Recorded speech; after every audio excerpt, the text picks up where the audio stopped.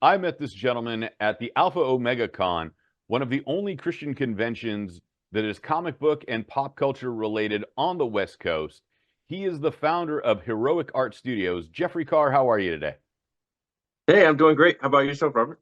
Listen, man, I'm thrilled to talk to you. You've got some incredible art. You're a young artist that's up and coming, and you got your own projects. So we got to figure out how, Heroic Art Studios came about.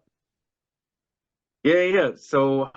We started actually I would say back in high school. I really was creating just art, and but the idea really started to. It wasn't just one big thing, so it just came over time. I started just like drawing characters that I loved, and then tried to form my own like little band of characters. But I would say I really started to hone in. I would say probably around 2007 2008 is when I really came up with the logo and the idea.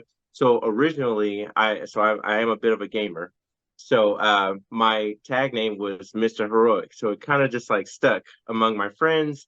And so I wanted to make a name for myself in the art industry, so I was making art, Mr. Heroic's art.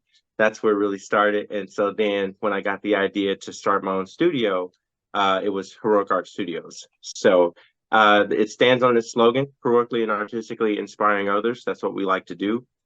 We inspire people to go after their own dreams and the things that they like to do. So that's what we hope to do, is to tell great stories, have great entertainment, but also to inspire people to go after their own dreams. I dig it. And I'm going to give a little spoiler. You are the only black creator who has black characters that does not have lightning powers. Yeah.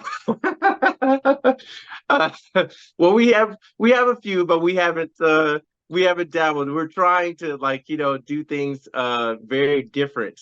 Especially because we're trying to do things that we haven't really seen before, or not go with the typical things, so forth and so on. So we do have character with lightning powers, but we hope that it doesn't, you know, um just go overboard. We're really trying to, like, his story will shine better than his power. So Right. hopefully. Well, we had to tease because the initial run, with Archangel and a couple of the other characters that you have, the first three don't have lightning powers. So it was exciting to see that in the beginning. Yeah. Yeah. Yeah. I think did Yeah. someone has someone made a video or written an article about why every black superhero has to have lightning powers other than John Stewart?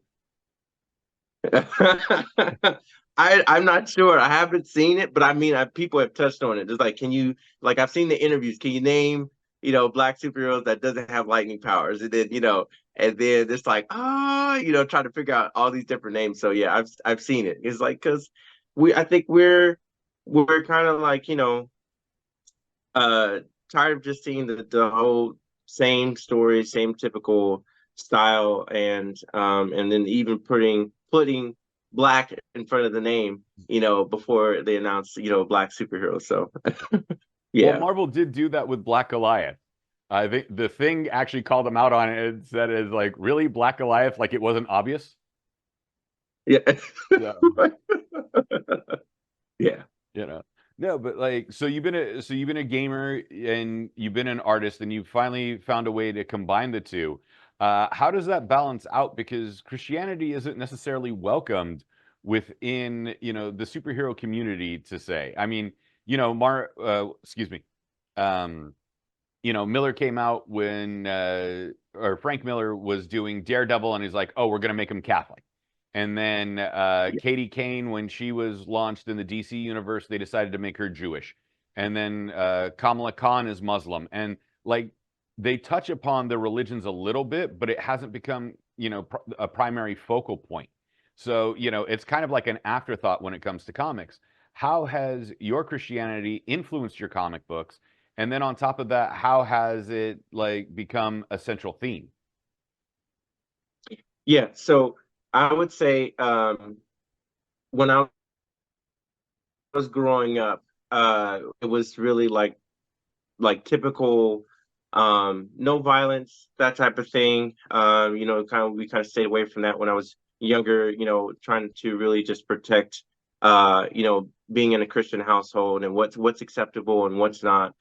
But I think actually when I started to really read the word on my own, and I did my own research and understanding, because I'm like, okay, Lord, like you gave me a desire for this stuff. I know the desire is there. Like, is it something that maybe I'm not supposed to have that desire, for superheroes and stuff like that? Because we know it just comes with it. But then really when you start to read the Bible is a pretty violent book. There's a lot of things that are happening in the Word of God that's like pretty violent. And then the scripture, I can't think of it at the moment, but it says that for we wrestle not against flesh and blood, but against principalities, against powers, against the rules and darkness of this age. So what I believe it's saying there, it's like we do wrestle from time to time with flesh and blood, but that's not who we're really wrestling with.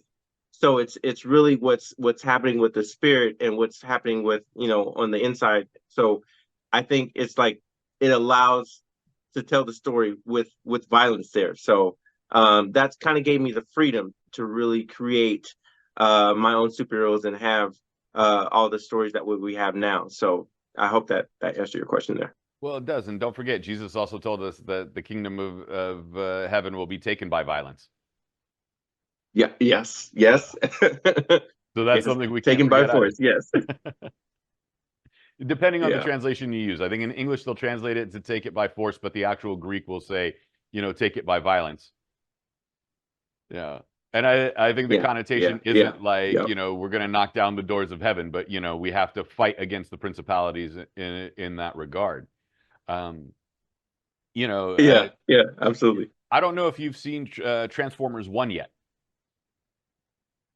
No, not yet. It's on my list to do. All No. right. So I will give you this spoiler. There are a lot of biblical themes in there. Like Optimus Prime. Okay. Yeah, Okay. Optimus Prime is like a mixture of Mordecai, of Moses, of Archangel Michael, and of Jesus. Like you'll see aspects throughout his character arc and his development. Well, you'll start Okay. Okay. pinpointing things, and same with Megatron. You'll see the development of Haman, Pharaoh's hardening of the heart, Lucifer's war with Archangel Michael and his fall from grace. Like you'll see that arc within the story. You know what? It's like even watching some of the trailers, like I'm really starting to even see that right now. Like that's amazing. I didn't even see that, but that's awesome. Yeah, I can't wait to see it now and really see it for myself. Yeah, that's cool. The trailers does not do the movie justice. Okay. Yeah. Okay. Okay. So, with stuff like that, like if we watch, we'll look at your animated work in the meantime, obviously with Heroic Art Studios. But if you look at stuff that's coming from like Angel Studios and how their movies are Christian based, but they're not heavy handed in their messaging. Like if you've seen Mhm. Cabrini, and then Sweetwater comes out, I think September 26th, and Sound of Hope, which is a very incredible Christian movie about this town in Texas where they adopted all these troubled youth in the foster care system and made them prominent members of society. Like, how does that play into your messaging? Is it similar to like Angel Studios without it being heavy-handed, or is it, very centralized and like Archangel will be quoting scripture himself? Um, Honestly, what we decided to do was we wanted to tell stories that can reach everyone.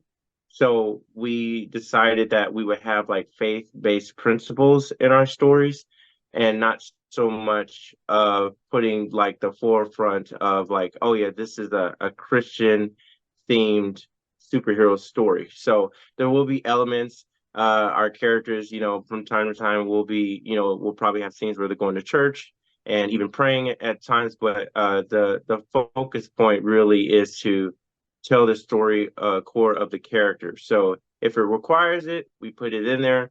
But we just wanted to have the stories to be able to reach everyone.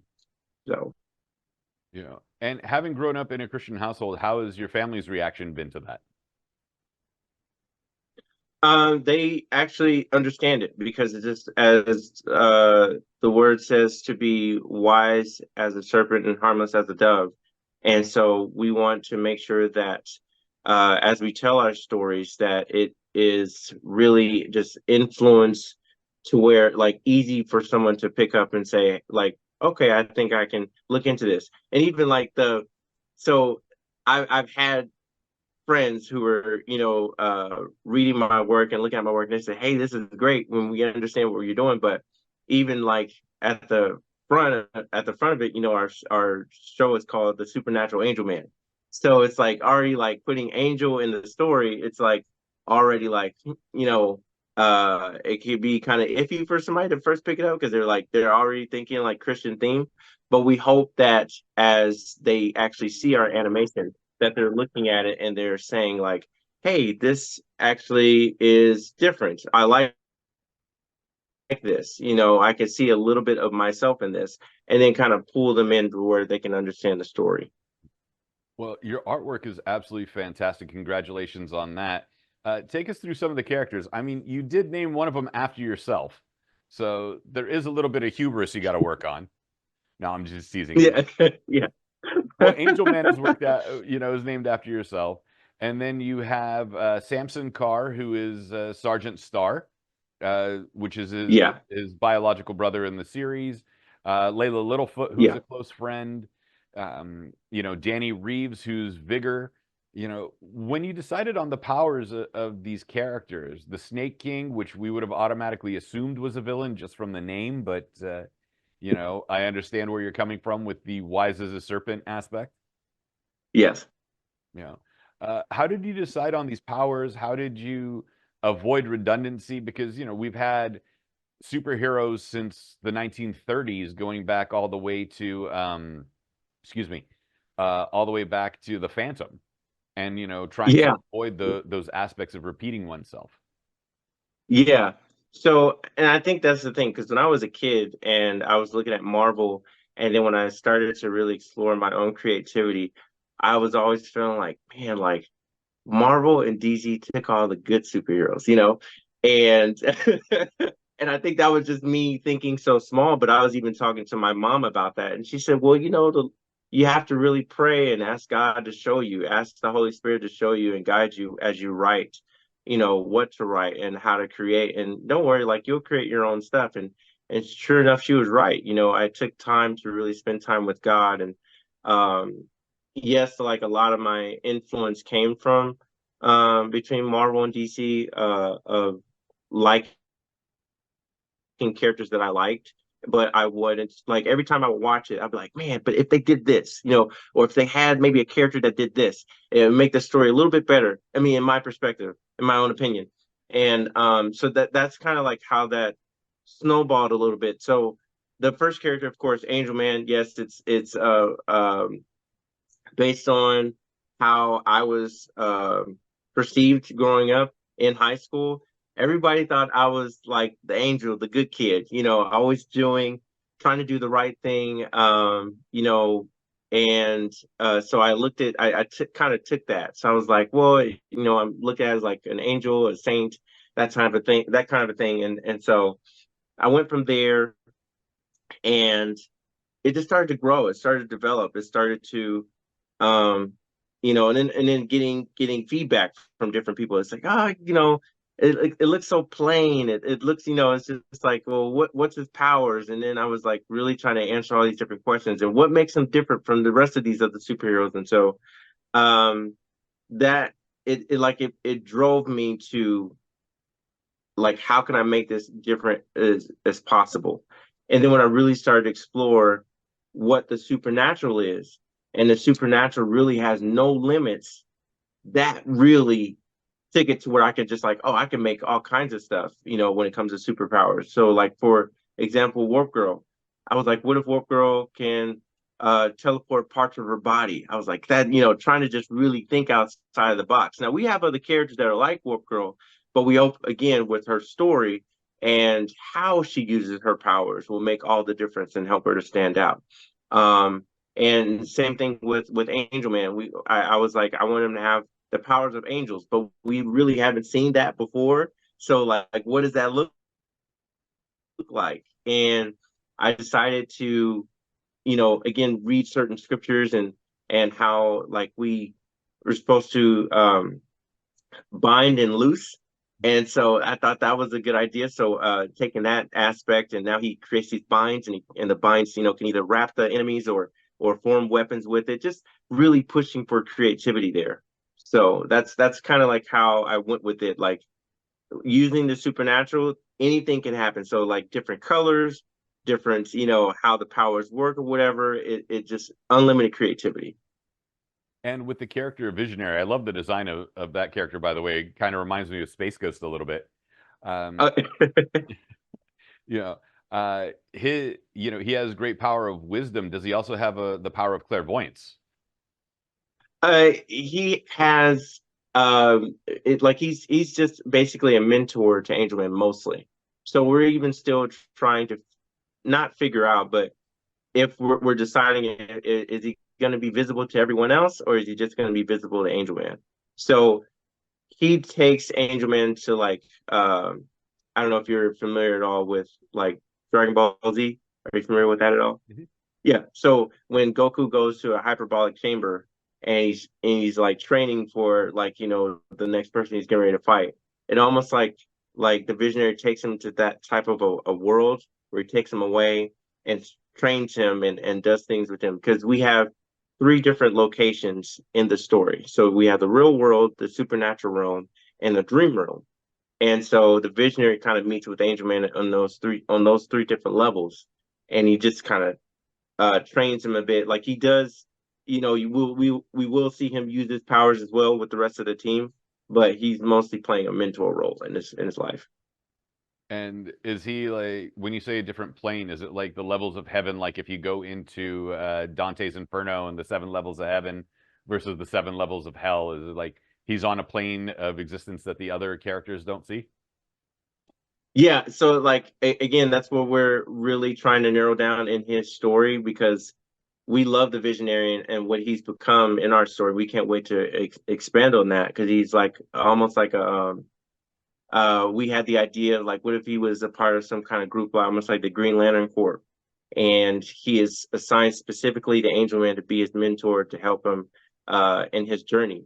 And so we were deciding if we're going to have him where again in the earthly realm like he can only be seen by Angel Man because he's the one that's connecting with him, and then like in the dream realm maybe or the supernatural realm then everybody can see him there, so we're still working out the story for him, but yeah, that's how we're designing it.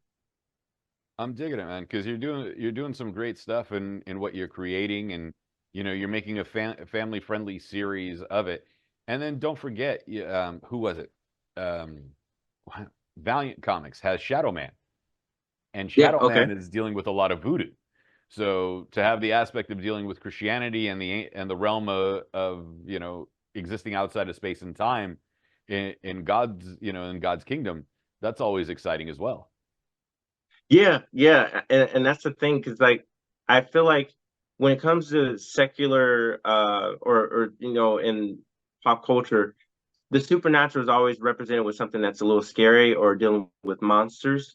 And so that's what we really wanted to shed a different light on that, on the supernatural. Like, yes, the supernatural involves like ghosts and demons and all these different things, but we wanted to show like, hey, like the supernatural is like it could be a good and bright thing too.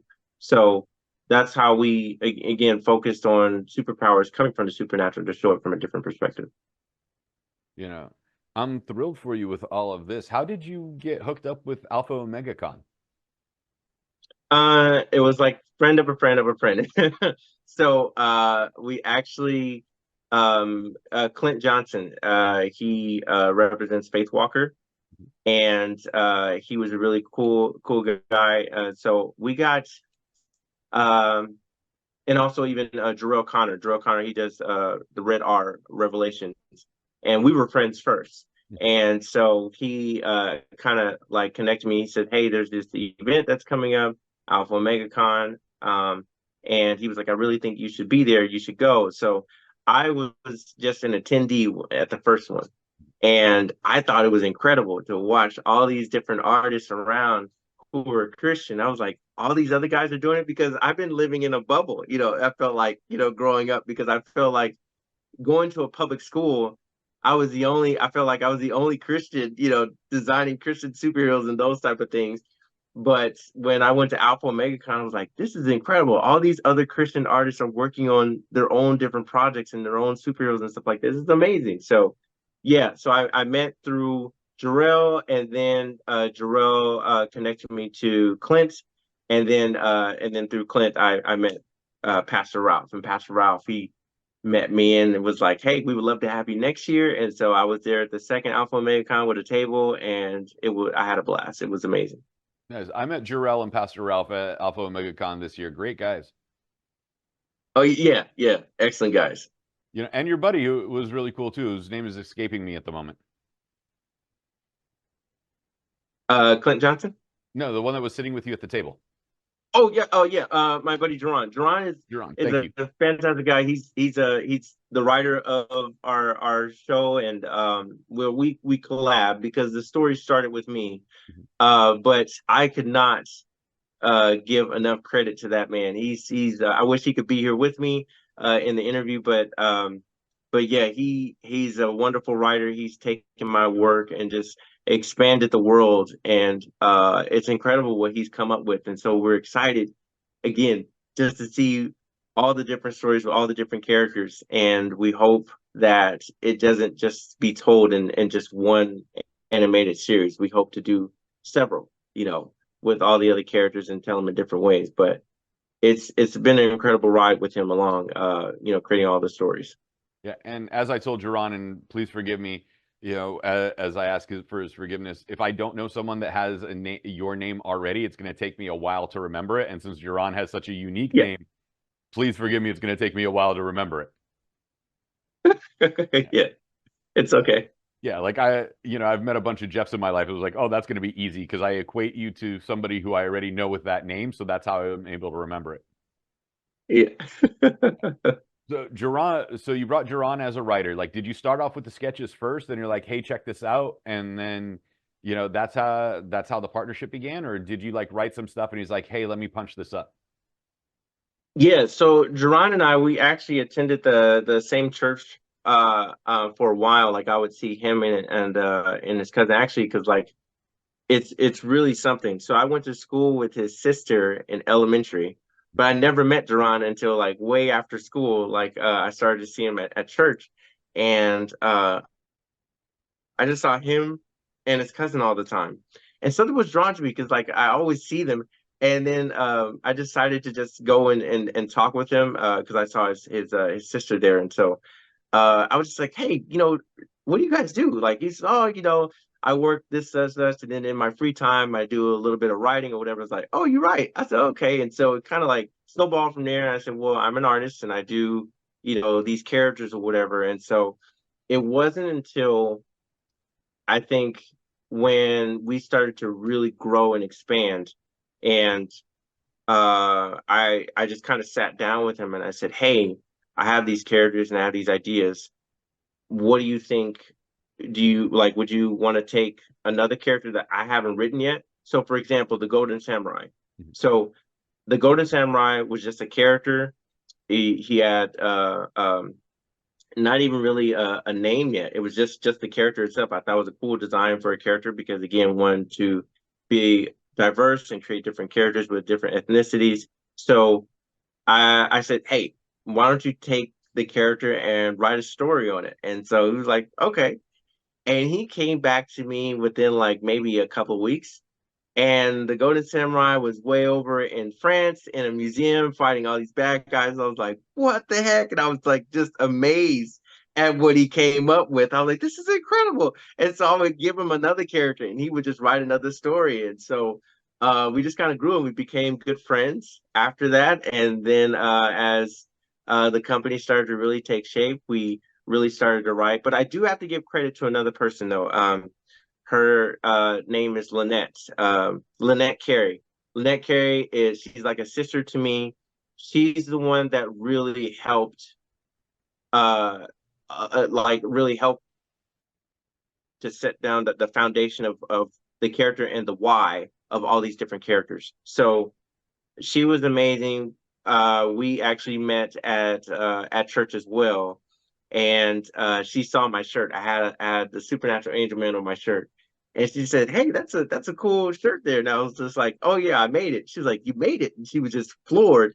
And she was like, "Okay, do you have stories about this character?" I was like, "Yes." And she was just like, "Okay, where is it?" I said, "I'm still writing it." And then she just offered help. She was like, "You want me to help you with that?" Because she was like, "I'm a great writer." I was like, "Okay, yeah, definitely." So we met for like 2 to 3 times a week in her office and on a washboard and writing down all the different stories and characters. And so then she just kind of passed it on to me as it was just for a season there.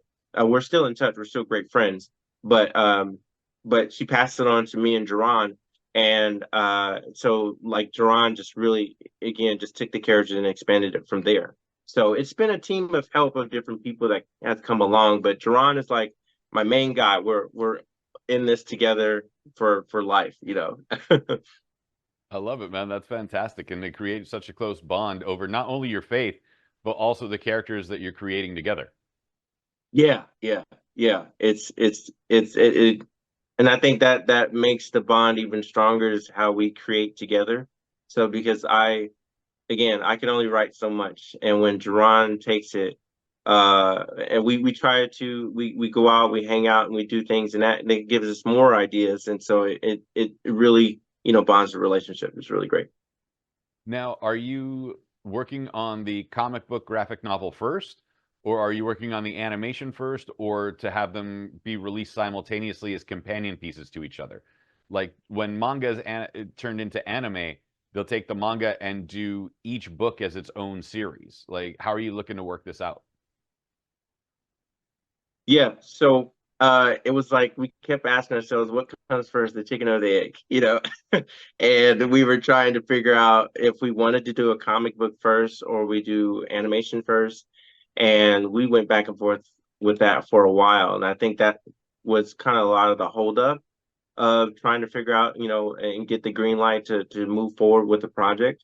But we wanted to go where our passion was mostly. So we're really passionate about animation. So we know like a lot of times, we have fans are like, dude, just do a comic book, and we understand like people want something to read, but we also want to go where our passion is the most because we know that we'll put our best foot forward and our best effort into it. So we think that even the comic book readers, they're going to be satisfied with what we create. So we're going with animation first, and then I think after that, or as we create it, it just depends. So as we're working on the story, we're working on the animation, and we have the budget, then we can put out some comic books to kind of hold people over to so that they can start to read and understand the story before they see the animation. But if it's just animation first, it's animation first, and then the comic books will come later. Are you looking to do it like Warner Brothers style, like in the 1930s and 40s, where they do 6 to 12 minute shorts and then release them that way? Or are you doing full episodic half-hour, cartoons? So the idea is like the first route is to do just that. So we want to release like short 10-minute episodes. But the first thing first, like right now, our first project is to get the scissor reel done. We want to show people what the story is going to be like, and give them a little bit of a tease and a taste of what the story is going to be. So that's the first and foremost thing that what we're working on right now. But after that, after we've done the scissor reel, we start to get a fan base. We'll start to take episodes and we'll break them in pieces. So we'll do like 10-minute shorts, do part one, part two, part three. And, that would kind of help the longevity and create buzz. And because we really, our biggest goal is to pitch it to a network like Netflix. I mean, we hope to get Netflix, but we're open, you know. We would love to develop it ourselves, but we know we need a bigger team to help us create this entire world that we've created. So, And then, there are other Christian platforms. I know there's PureFlix, there's Angel Studios, there's a few others out there. Those are always options to try to pitch to as well. Yeah, and that was the thing too. So when we started, we got ready to pitch it to Angel Studios, but we know that they required a pilot to pitch it to them. So we were just like, okay, we know a pilot is going to take some time to create, but we'll just submit it anyway. We'll submit like a scissor reel and see what they say from there.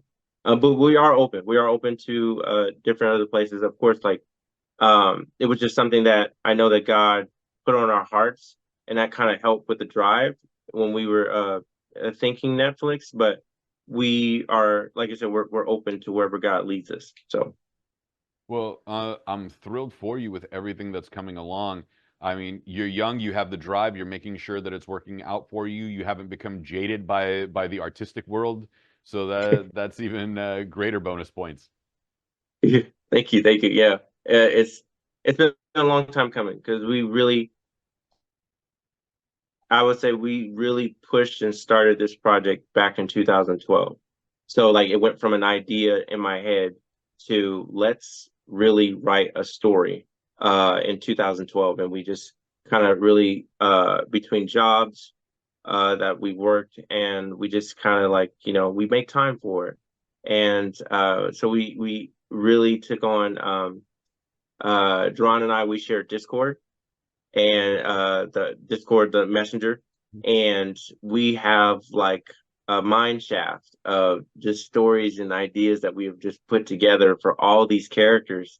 And it was our way of communicating and talking to each other, and um, again, it's sharing the bond, sharing like trailers and clips of different stuff to kind of get the idea and flesh it out.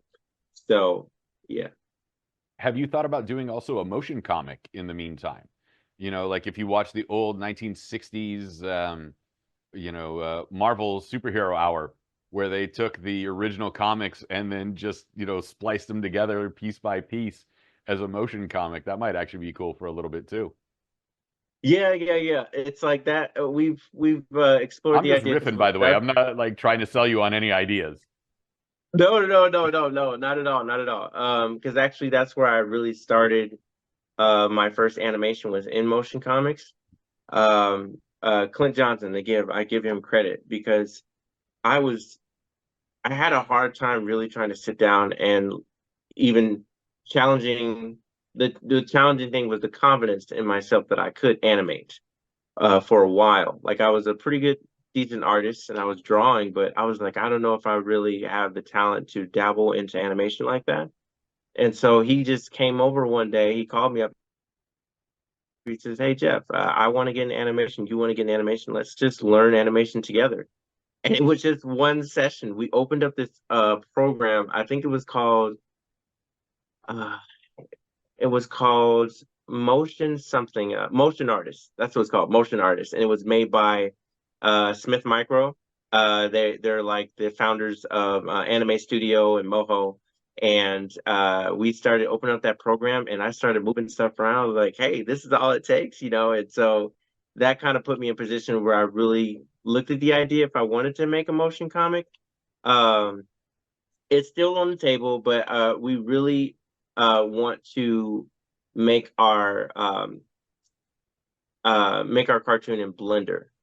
Blender is a fantastic animation program. It's free, open source, um, but the style that we want to put out is, I think, Blender is a perfect start.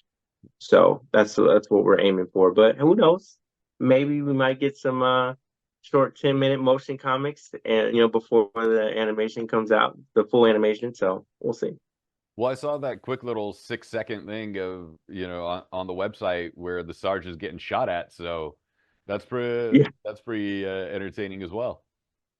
thank you. Yeah, that was my first thing. I that was a small project I did over a couple of 2 weeks. And I said, I want to see what this thing looks like in full color. What is it supposed to look like? And that was actually done in Anime Studio. And when we put that together, it was only 6 seconds, but it was amazing, to put that out there. It was like, how did you do this? People were just asking us all kinds of questions. And because I taught myself and it was so rough. it's I don't want to again sound uh like modest or anything, but it's just like I really didn't know what I was doing. I kind of like just put it together the best way that I could. So like if you saw what it looked like outside of that box, it was a mess that I put together. And but it was an amazing shot that we did. It was like 6 seconds that we did in that program.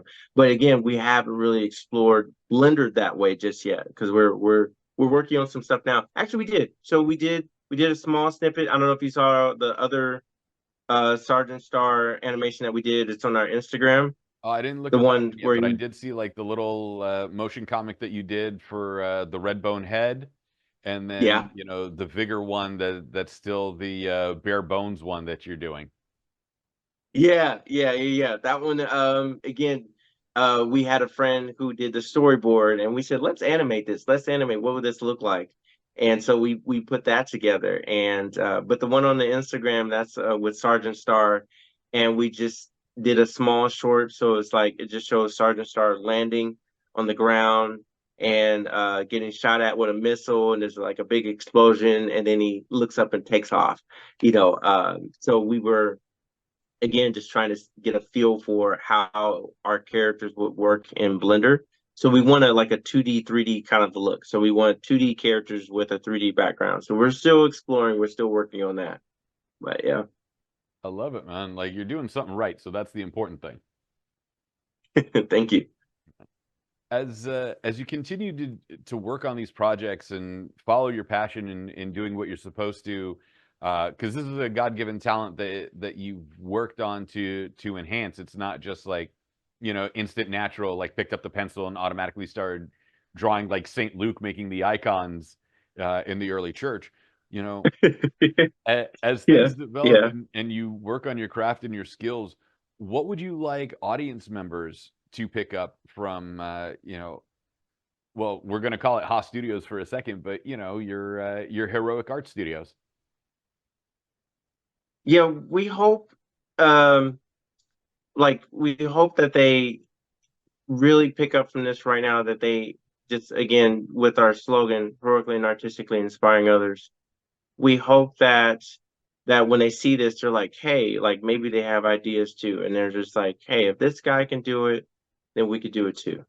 And just really want to inspire other people to show them that they can. And I think even just right now, so me myself, I never wanted to put myself in a box to where, again, representing only black characters or only representing Christian characters or that type of thing. So, but it wasn't until I realized as of recent, and again, I think it's just me being in my box. I was like, hey, there's not that many black animators or black creating artists that are creating this thing. So we hope that we can show pretty much anyone of any color, but really of the black community, like, hey, like as an artist, you can make it. Like you can do this too.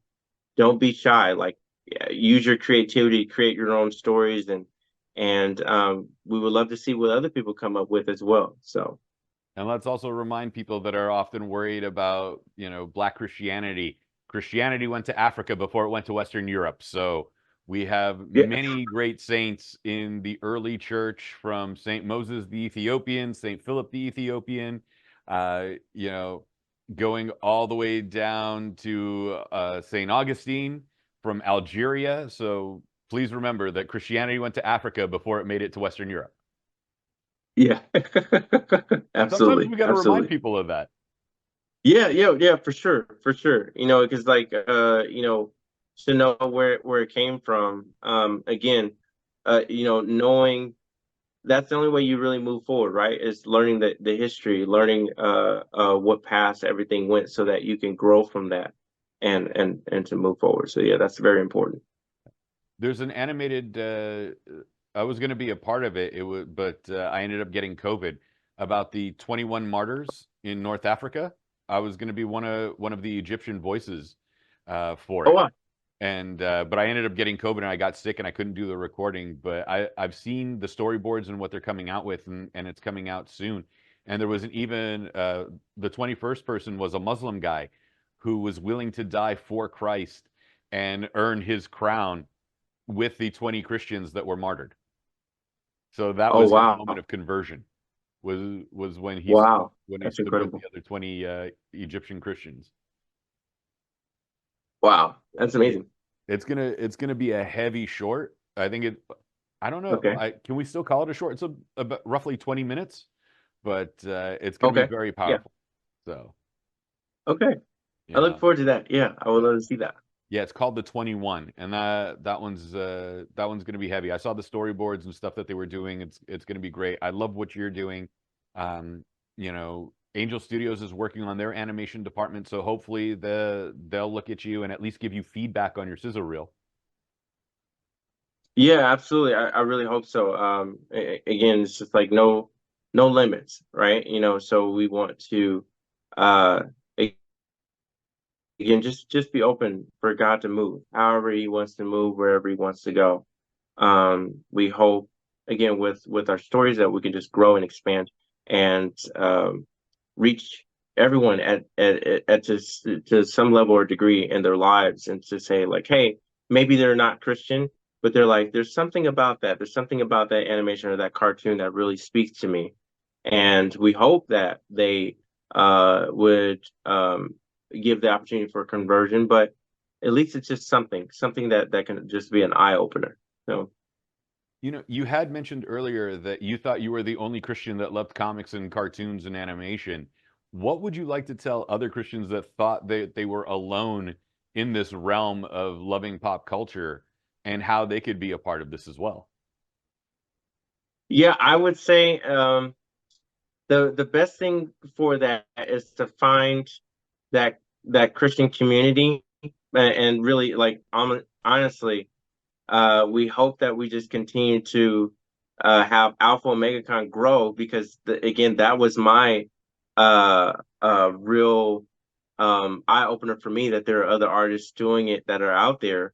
But yeah, I would say the best thing to do is like even go on like Facebook and put in the search bar Christian comics or something like that, and you can find other artists that are doing the same thing.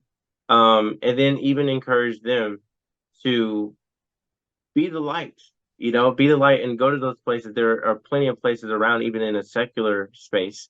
I used to go to, there's a place called the Comic Bug, and that's here in California and Los Angeles, Manhattan Beach area. And I went there and I was going there every Wednesday. And I met other Christian artists that were there as well. So it's just like, get out there, go jump in and find a community to be in. Um, you can either be influenced or the influencer. So yeah, just go explore. I would say that for sure. Yeah. Well, I'm thrilled that everything that's coming out for you. Where would these artists or where can these artists that are searching for a community connect with you on social media and be a part of your circle? Yeah, you can connect with us. You follow us at Heroic Art Studios. That's pretty much we're on all platforms: Instagram, Facebook, Twitter, YouTube. Well, we don't really. I take it back, we don't really have a Twitter presence at the moment, but you can find us on pretty much all the social media sites. You can connect with us directly, heroicartstudios.com. You can email us if you have any questions, or inbox me at Heroic Art Studios on Instagram, or even comment on our YouTube. But yeah, you can find us there. I love it, man. And are you looking to do like a Kickstarter or Indiegogo to help launch the animated series?